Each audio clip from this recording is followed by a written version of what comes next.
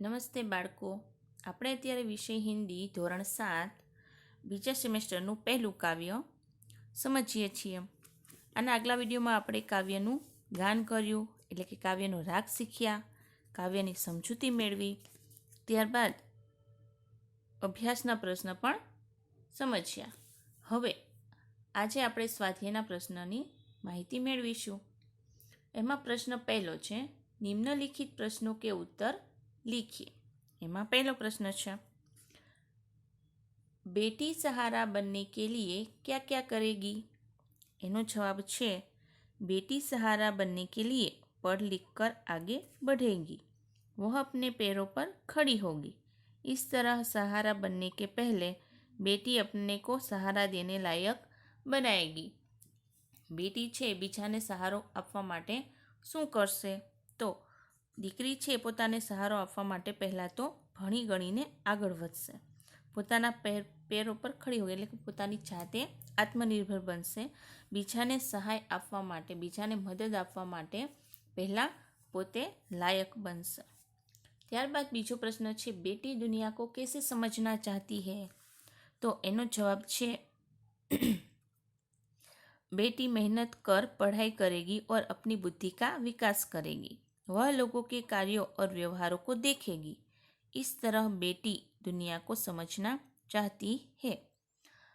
દીકરી છે એ દુનિયાને કેવી રીતે સમજવા માંગે છે? તો દીકરી છે એ મહેનત કરી ભણી ગણીને પોતાની બુદ્ધિનો વિકાસ કરશે, તે લોકોના જે કાર્ય છે અને વ્યવહાર છે એને જોશે. આમ દીકરી છે એ દુનિયાને સમજવાનો પ્રયત્ન કરશે. ત્યારબાદ ત્રીજો પ્રશ્ન છે, बेटी तितली बनकर क्या करना चाहती है? એનો જવાબ છે, बेटी तितली बनकर बागों में घूमेगी और हवा को चूमेगी, वह मस्त होकर नाचेगी और गाएगी. इस तरह तितली बनकर बेटी जीवन की स्वतंत्रता का आनंद लेना चाहती है. દીકરી છે એ તિતલી એટલે કે પતંગિયું બનીને શું કરવા માંગે છે? તો દીકરી છે એ પતંગિયું બનીને બાગો એટલે કે બગીચામાં ફરવા માંગે છે, હવાને ચૂમવા માંગે છે અને મસ્ત બનીને નાચવા અને ગાવા લાગે છે.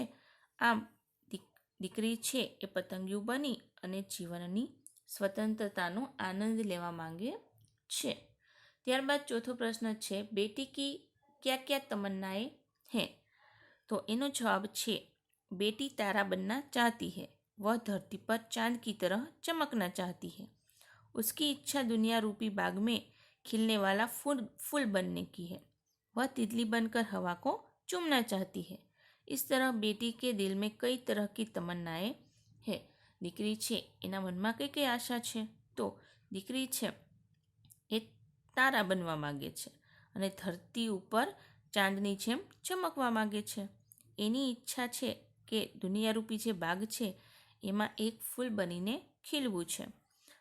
તે પતંગિયું બનીને હવામાં ઉડવા માંગે છે. આમ દીકરીના મનમાં ઘણી બધી તમન્નાઓ છે. ત્યારબાદ પ્રશ્ન 2, નિમ્નલિખિત કાવ્ય પંક્તિઓ કા ભાવાર્થ લીખીએ. અહીં આપણને જે કાવ્ય પંક્તિઓ આપેલી છે એનો આપણે ભાવાર્થ એટલે કે એનો અર્થ છે એ સમજવાનો છે. તો અહીં આપણને 2 કાવ્ય પંક્તિઓ આપેલી છે. પહેલી છે, गगन पे चमके चंदा मैं धरती पे चमकूंगी, गगन पे चमके चंदा मैं धरती पे चमकूंगी, धरती पर चमकूंगी उजियारा करूंगी, धरती पर चमकूंगी उजियारा करूंगी, बेटी हूँ मैं तारा बनूंगी. તો આ કાવ્ય પંક્તિ છે એનો ભાવાર્થ એટલે કે એનો અર્થ શું કહેવા માગે છે? તો એનો અર્થ એવો છે, जिस तरह आकाश में चांद चमकता है, જેવી રીતે આકાશમાં ચાંદ ચમકે છે, उसी तरह मैं धरती पर चमकूंगी, એવી જ રીતે હું ધરતી ઉપર ચમકીશ, और चारों ओर अपना प्रकाश फैलाऊंगी, અને ચારે તરફ મારો પ્રકાશ ફેલાવીશ, चारों ओर मेरा यश फैलेगा, ચારે બાજુ મારો યશ એટલે કે મારી કીર્તિ હું ફેલાવીશ. બીજી કાવ્ય પંક્તિ છે, पढ़ूंगी लिखूंगी मैं मेहनत करूंगी, पढ़ूंगी लिखूंगी मैं मेहनत करूंगी, अपने पाँव चलकर मैं दुनिया को देखूंगी, अपने पाँव चलकर मैं दुनिया को देखूंगी, दुनिया को देखूंगी मैं दुनिया को समझूंगी, दुनिया को देखूंगी मैं दुनिया को समझूंगी, बेटी हूँ मैं तारा बनूंगी, बेटी हूँ मैं तारा बनूंगी। तो आ काव्य पंक्तिनो भावार्थ छे ए समझिए। मैं पढ़ूंगी लिखूंगी और मेहनत कर आगे बढ़ूंगी। एम के छे कि हूँ भणीश गणीश અને મહેનત કરીને આગળ વધીશ। मैं आत्मनिर्भर बनूंगी, हूँ પોતાની છાત પર ઊભી થઈ એટલે કે હું આત્મનિર્ભર બનીશ, પોતાના પગ પર ઊભી થઈશ। पढ़ लिख कर मैं दुनिया के व्यवहारों को देखूंगी और समझूंगी। ભણી ગણી અને હું જે દુનિયાના વ્યવહાર છે એને હું જોઈશ અને સમજીશ। તો આ હતો કાવ્યપંક્તિનો ભાવાર્થ। ત્યારબાદ જોઈએ પ્રશ્ન નંબર 3। उदाहरण के अनुसार विलोम शब्द का प्रयोग कीजिए। विलोम એટલે વિરોધી શબ્દ। અહીં આપણને ઉદાહરણ આપેલું છે એ રીતના આપણે બીજા બધા જે શબ્દ આપેલા છે એનો વાક્યમાં પ્રયોગ કરવાનો છે। તો ઉદાહરણ અહીં આપેલું છે કે સફળ, સફળનું વિરોધી છે અસફળ। તો પહેલાં જે શબ્દ આપેલું છે એનો આપણે વિરોધી શબ્દ લખીશું, ત્યારબાદ એનો વાક્યમાં પ્રયોગ કરીશું। તો ઉદાહરણ છે સફળ, તો સફળનું વિરોધી છે અસફળ। હવે તેનો વાક્યમાં પ્રયોગ જોઈએ તો તેનસિંગ એવરેસ્ટ પર પહોંચને में सफल हुए। અને વિરોધી શબ્દ જે છે એનું વાક્ય જોઈએ તો કઈ બાર મહેનત કરને પર भी आदमी असफल होता है। તો આ રીતના ઉદાહરણ મુજબ આપણે બધા શબ્દોના વાક્ય પ્રયોગ કરીશું।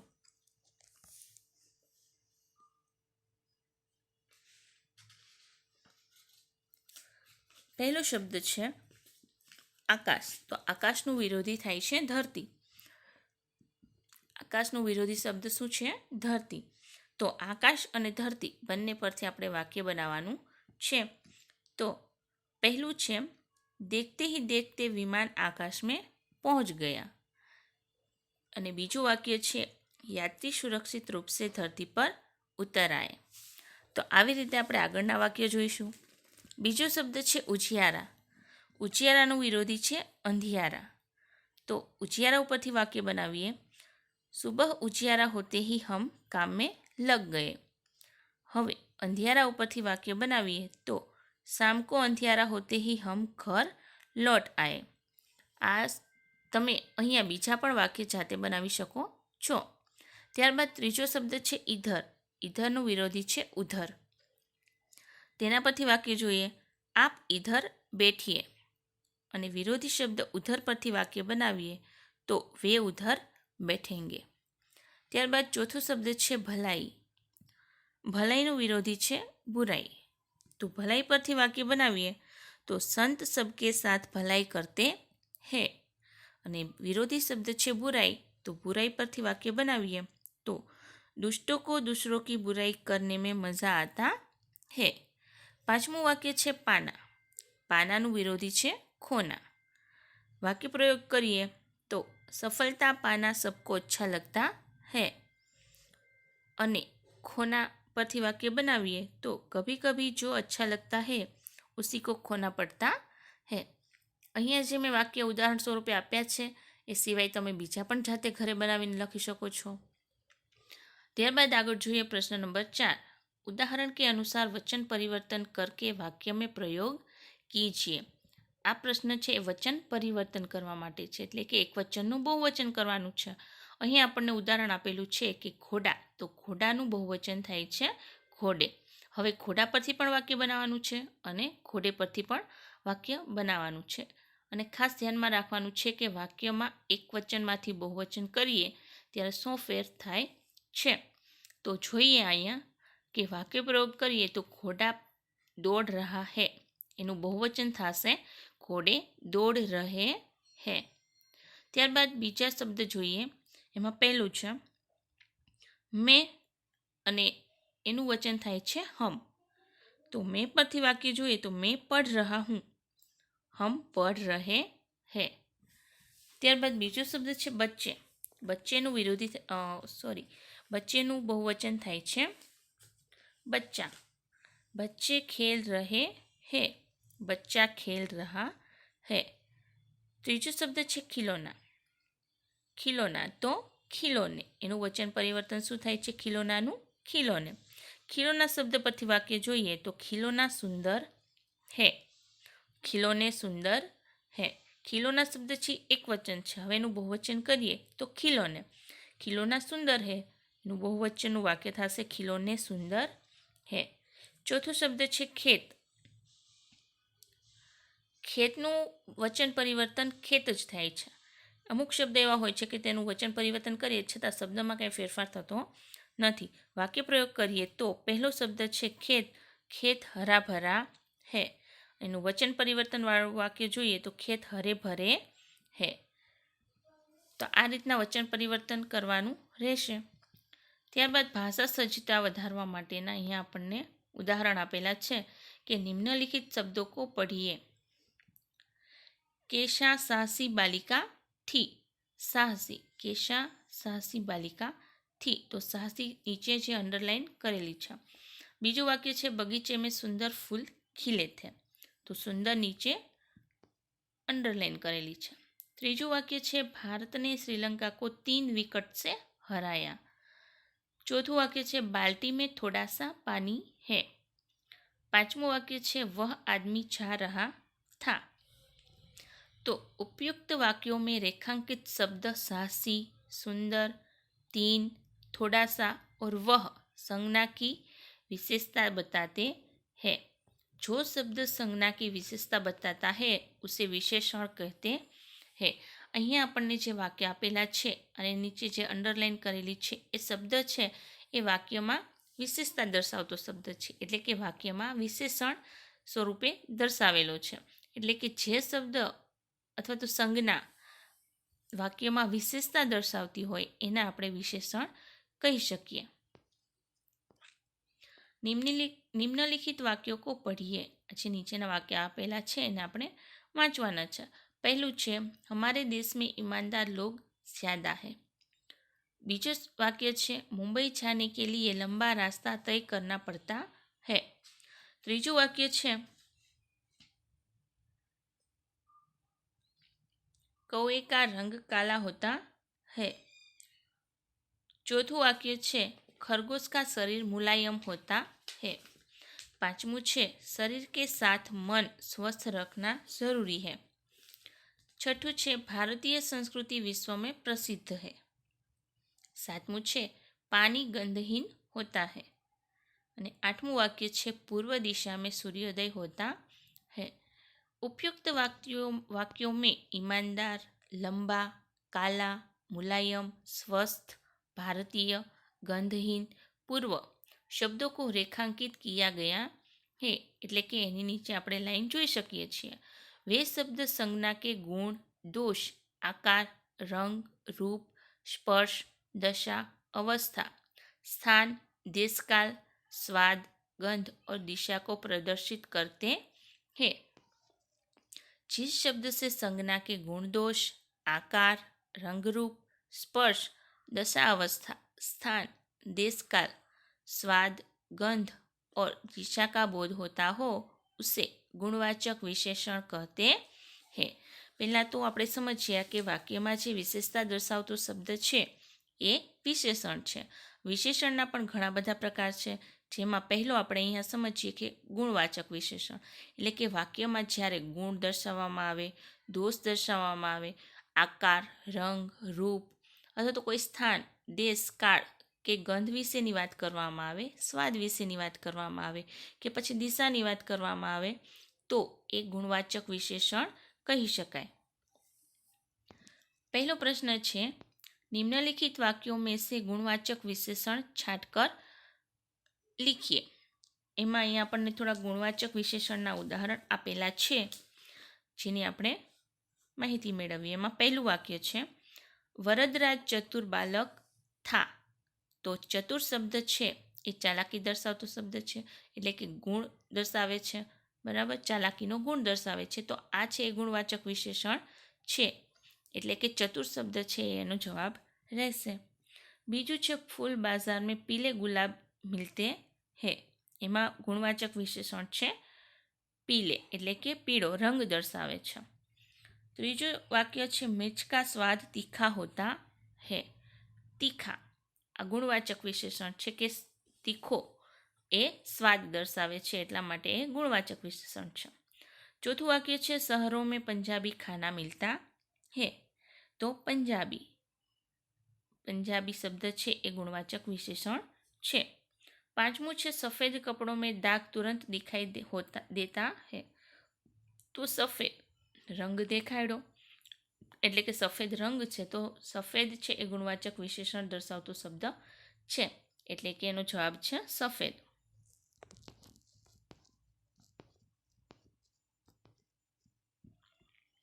इतना जानिए गुणवाचक विशेषण संज्ञा या सर्वनाम शब्दों की निम्नलिखित विशेषताओं का बोध कराता है. એમાં પહેલું છે ગુણ દોષ. જેવા આવા બધા શબ્દ છે વાક્યમાં હોય તો એના પરથી આપણને ખ્યાલ આવે કે આ કયા વિશેષણનો પ્રકાર છે. જેમ કે ગુણવાચક વિશેષણ છે તો વાક્યમાં આપણને આવા શબ્દ જોવા મળે છે. પહેલું છે ગુણ દોષ. તો એમાં કેવા કેવા શબ્દ જોઈ શકીએ? ઈમાનદાર, બુદ્ધિમાન, ચતુર, યોગ્ય, અચ્છા, બુરા, બેઈમાન, દુષ્ટ, ક્રૂર, આલસી, અયોગ્ય, પાપી આદિ. આ સિવાયના પણ ઘણા બધા હોઈ શકે. બીજું છે આકાર. તો આકાર છે ગોલ, ચૌડા, લંબા, પતલા, છોટા, મોટા, વર્ગાકાર, ત્રિકોના આદિ. ત્રિકોના એટલે કે ત્રિકોણ વગેરે. ત્રીજું છે રંગરૂપ. સફેદ, કાલા, પીલા, સાવલા, ગોરા, મેલા, ચમકીલા વગેરે. ચોથું છે સ્પર્શ. તો કોમલ, કઠોર, ખુરદરા, ચીકના, મુલાયમ વગેરે. પાંચમું છે દશા, અવસ્થા. સ્વસ્થ, કમજોર, બીમાર, દુર્બલ, રોગી, બુઢા, યુવા આદિ. છઠ્ઠું છે સ્થાન, દેશ, કાળ. ગ્રામીણ, પ્રાચીન, ભારતીય, શહેરી, જાપાની, પંજાબી આદિ વગેરે. સાતમું છે સ્વાદ, ગંધ. તો મીઠા, ખટ્ટા, ચટપટા, કડવા, ફીકા, તીખા વગેરે. અને આઠમું છે દિશા. તો પૂર્વ, પશ્ચિમ, ઉત્તર, દક્ષિણ. આ 4 દિશા છે, તો એના પરથી પણ આપણને ખબર પડે કે આ ગુણવાચક વિશેષણ છે. આગળ જોઈએ નિમ્નલિખિત વાક્યો કો પઢીએ. અહીંયા જે વાક્ય આપેલા છે એને આપણે વાંચવાના છે. પહેલું છે प्रयाग 3 नदियों का संगम स्थान है. बीजू वाक्य छे आज केवल आधा लीटर दूध चाहिए.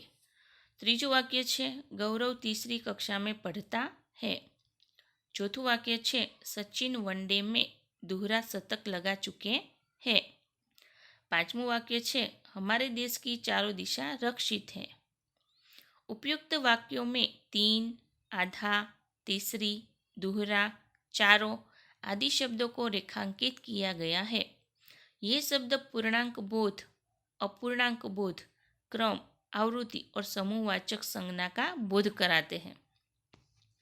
जिस शब्द से वस्तु की निश्चित संख्या का बोध होता हो उसे निश्चित संख्यावाचक विशेषण कहते हैं.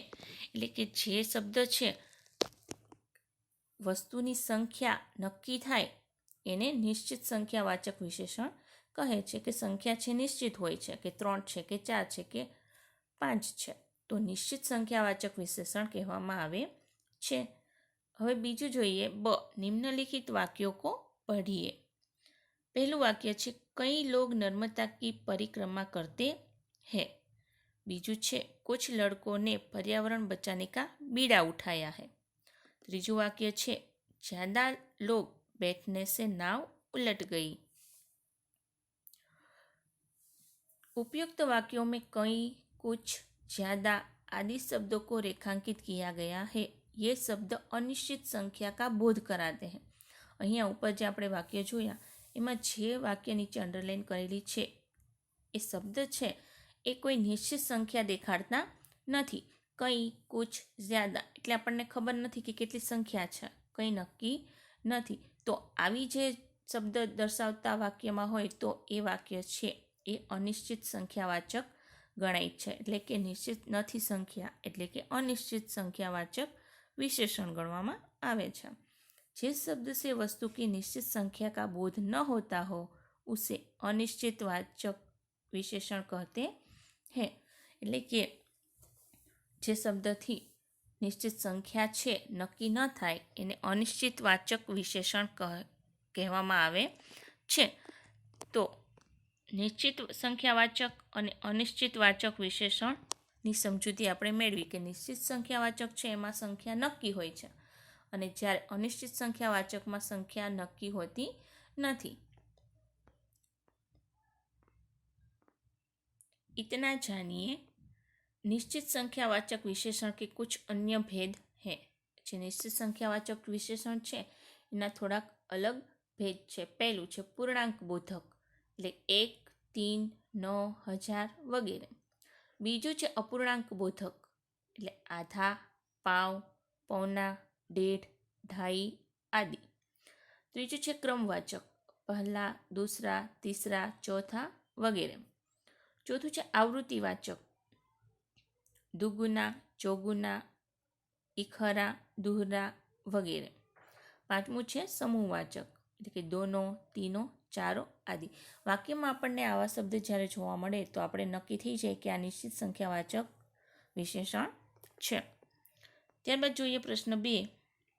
निम्नलिखित शब्दों में से निश्चितवाचक और अनिश्चितवाचक विशेषण को छांटकर वाक्यों में प्रयोग कीजिए. અહીંયા આપણને જે શબ્દ આપેલા છે એમાંથી નિશ્ચિતવાચક અને અનિશ્ચિતવાચક વિશેષણને અલગ કરવાના છે અને ત્યારબાદ એના પરથી વાક્ય પ્રયોગ કરવાનો છે એટલે કે વાક્યમાં એનો પ્રયોગ કરવાનો છે.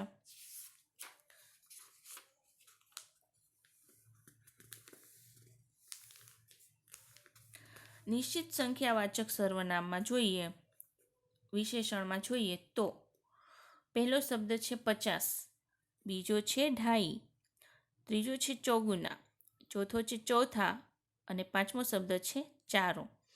આ બધા જે શબ્દ છે એ નિશ્ચિત સંખ્યા દેખાડે છે એટલે નિશ્ચિત સંખ્યાવાચક વિશેષણ છે. બાકીના છે એ અનિશ્ચિત સંખ્યાવાચક વિશેષણ છે જેમ કે કંઈ, થોડા, બહુત, કુછ और ज़्यादा. આ જે શબ્દ છે એમાં નક્કી નથી કેટલી સંખ્યા છે તો એ અનિશ્ચિતવાચક વિશેષણ છે. હવે એના પરથી આપણે વાક્ય બનાવીએ તો પહેલાં નિશ્ચિત સંખ્યાવાચક વિશેષણ પરથી વાક્ય બનાવીએ તો આમાં પહેલું વાક્ય છે 50. 50 પરથી વાક્ય જોઈએ हमारी कक्षा में 50 विद्यार्थी है. बीजो शब्द है 2.5. 2.5 परथी वाक्य बनावीए तो मेरे पास 2.5 रुपये है. तीजो शब्द है चौगुना. 4 के चौगुने 16 होते हैं. चौथो शब्द है चौथा. चौथा लड़का नकल करते पकड़ा गया. और पांचमो शब्द है चारों. यहाँ चारों ओर से हवा आती है. तो आ हता निश्चित संख्यावाचक विशेषणना वाक्यो. हवे जोईए अनिश्चितवाचक विशेषण. कई कई परथी वाक्य जोईए तो आंधी से कई पेड़ गिर पड़े. थोड़ा उसने मरीज को थोड़ा दूध पिलाया. तीजो शब्द है बहुत. सभा में बहुत लोग थे. त्यारबादनो शब्द है कुछ. माँ ने मुझे कुछ रुपये दिए. और छेल्लो शब्द है ज़्यादा. मेरे बाग में तुम्हारे बाग से ज़्यादा पेड़ है. तो आ हता निश्चित संख्यावाचक विशेषण और अनिश्चित संख्यावाचक विशेषणना वाक्य. अहीं आपणे जे उदाहरण आप्या छे एमां तमे तमारी रीते वाक्य प्रयोग छे एमां फेरफार करी शको छो. एटले के वाक्य छे तमे एक करता वधारे बनाववानो पण प्रयत्न करी शको छो. तो आजे आपणे 3 विशेषण समज्या. एक तो गुणवाचक विशेषण, बीजू निश्चित संख्यावाचक विशेषण और त्रीजू अनिश्चित संख्यावाचक विशेषण. તો અહીંયા સુધી રાખીએ. આશા રાખું છું કે આજે આપણે સમજ્યા છીએ એ વ્યવસ્થિત તમે સમજી ગયા હશો. આના આધારે તમને જે હોમવર્ક આપવામાં આવશે એ પણ તમે વ્યવસ્થિત કરશો અને સાથે સાથે યાદ રાખતા જશો. હવે પછીનું આપણે નેક્સ્ટ વિડીયોમાં શીખીશું. Thank you.